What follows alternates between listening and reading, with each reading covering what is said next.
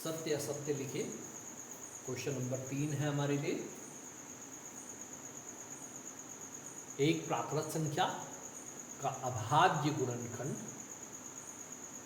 उसके गुणनखंडों के क्रम को छोड़ते हुए अद्वितीय होता है।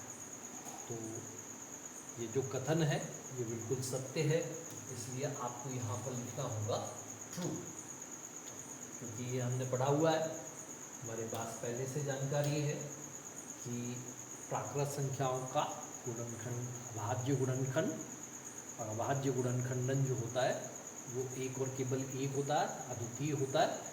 उसके क्रम को हम ना देखें, जैसे 14 है तो 2 गुणित 7 भी लिख सकते हैं, 7 गुणित 2 भी लिख सकते हैं, लेकिन आएगा उसमें अभाज्य गुणनखंड केवल 2 और 7, इसलिए ये जो कथन है ये सत्य है।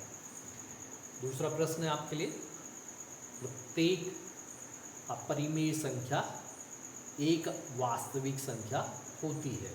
तो ये कथन भी बिल्कुल सत्य है, क्योंकि हम जानते हैं कि जो भी परिमेय संख्या है वह भी वास्तविक है, और जो भी अपरिमेय संख्या है वह भी वास्तविक ही है।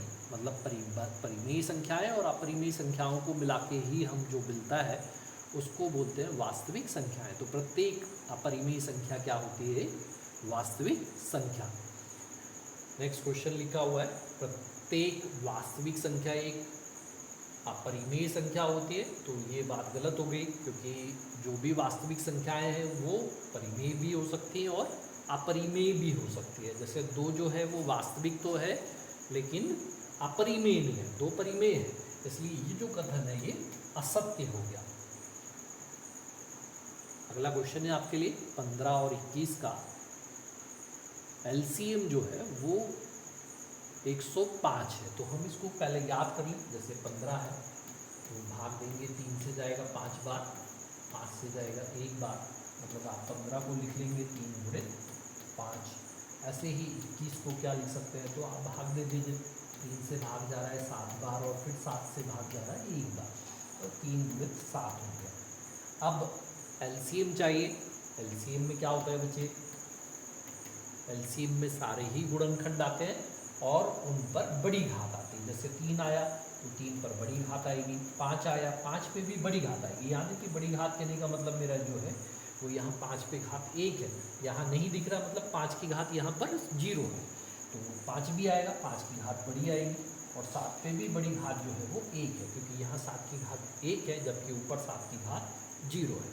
तो आंसर क्या हो गया हमारे पास? देखिए 15, 5 दिया 15 गुणित 7, 15 सत्ते 105। तो ये तो बात सत्य दिख रही है, क्योंकि यहाँ पर हमारे पास जो लिया हुआ है उसने एलसीएम 105 ही है, इसलिए ये भी कथन सत्य हो गया। नेक्स्ट क्वेश्चन हो गया हमारे पास, 1/2 एक परिमेय संख्या है। तो आप जानते हैं एक तो परिमेय है, लेकिन करनी 2 एक अपरिमेय संख्या है, और परिमेय और अपरिमेय संख्याओं का जो भागफल होता है वो हमेशा अपरिमेय होता है। यदि परिमेय 0 ना हो तब, तो 0 तो नहीं है, 1 लिखा हुआ है, 1/2 है, इसलिए हमारे पास जो संख्या है वो क्या हो गई? एक परिमेय संख्या। ये जो संख्या है ये अपरिमेय संख्या हो गई, लेकिन दिया हुआ है यहाँ पर ये परिमेय संख्या, इसलिए ये कथन जो है वो असत्य हो गया। तो आपको यहाँ लिखना है फॉल्स, असत्य है। नेक्स्ट है आपके लिए 2 संख्याओं का गुणनफल उनके एचसीएफ और एलसीएम के गुणनफल के बराबर होता है। तो ये कथन जो है बिल्कुल सत्य है। इसको आपने फार्मूला तैयार कर चुके हैं। 2 संख्याओं का लघुत्तम समापवर्तक, महत्तम समापवर्तक उन संख्याओं के गुणनफल के बराबर होता है। तो आप ध्यान रखिए ये हमेशा सत्य होता है। नेक्स्ट हमारे पास है 26 और 91 का हाईएस्ट कॉमन फैक्टर जो है वो 13 है।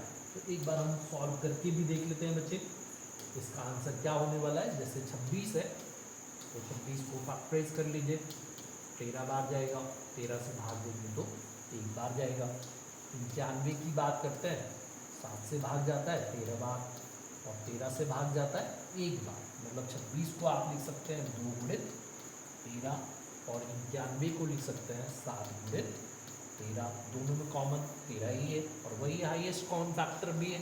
तो हाईएस्ट कॉमन फैक्टर इनका जो है वो क्या दिख रहा है हमको यहाँ पर? 13, इसलिए ये कथन जो है वो सत्य है।